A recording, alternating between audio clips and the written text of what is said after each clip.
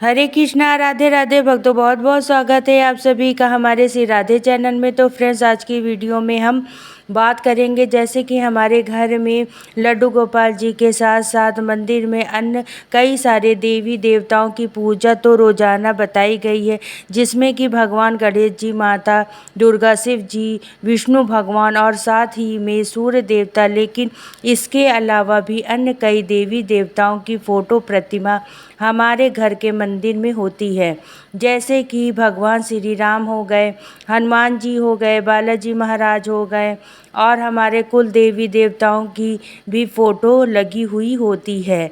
तो मंदिर में तो हमें भक्तजन बड़े ही कंफ्यूज हो जाते हैं कि हमें आरती किसकी करनी चाहिए, और अगर हम सभी देवी देवताओं की आरती करेंगे तो हमें इसमें समय भी ज़्यादा लगेगा, कम से कम आधा घंटा, 30 मिनट या 45 मिनट के लगभग।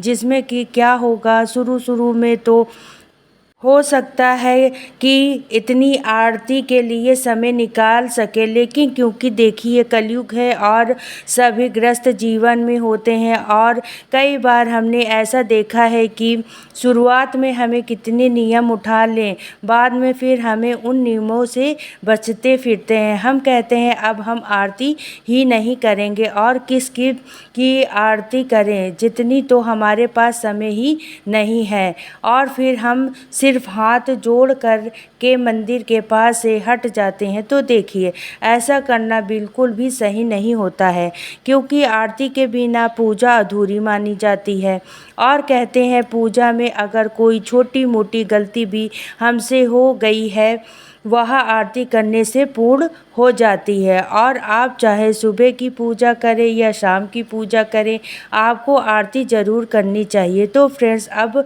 बात आती है कि हम किसकी आरती करें। तो देखिए, जिस प्रकार से आकाश में जब बूंद गिरती है तो क्या होता है, वह नदी में जाकर मिल जाती है और नदी सागर में जाकर मिल जाती है। इसी प्रकार से आप चाहे किसी भी देवी देवता की पूजा कर सकते हैं, लेकिन वह पूजा आपको श्री हरि भगवान विष्णु तक ही पहुँचेगी।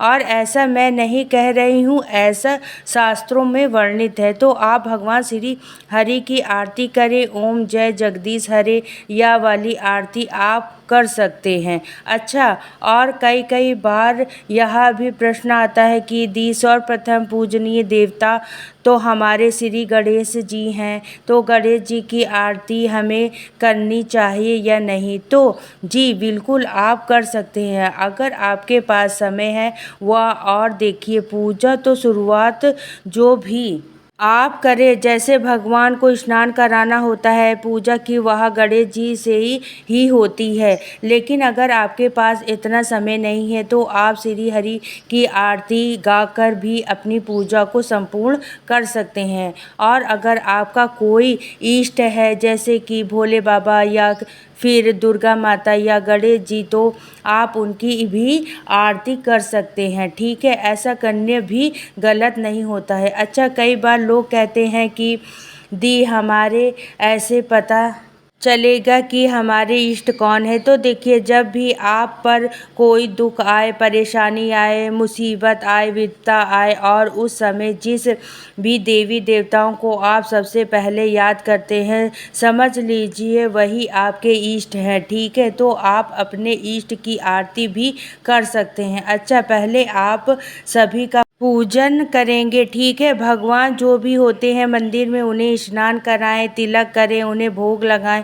जो भी आप पाठ करते हैं, किसी भी प्रभु का आप चालीसा करते हैं, वह आप करें। और उसके बाद में सबसे लास्ट में आरती की जाती है। आरती आप पहले ना करें, और आरती करते समय आप सर खाली नहीं होना चाहिए। कहने का मतलब है आपके सर पर कोई कपड़ा ज़रूर होना चाहिए, और हमेशा ओम की आकृति बनाते हुए ही आपको दीपक को घुमाना चाहिए, क्योंकि ओमकार में ही सब कुछ व्याप्त है। और आरती करने के बाद 3 बार जल से आप आरती को ठंडा ज़रूर करें, और अगर आपने किसी भी पूजा में अखंड दीपक जलाया है तो उसे आरती नहीं की जाती है। आरती वैसे तो लौंग कपूर से करना बहुत ही अच्छा माना जाता है, लेकिन अगर आप लौंग कपूर से आरती नहीं करना चाहते तो आप अलग से एक घी की बाती बना ले।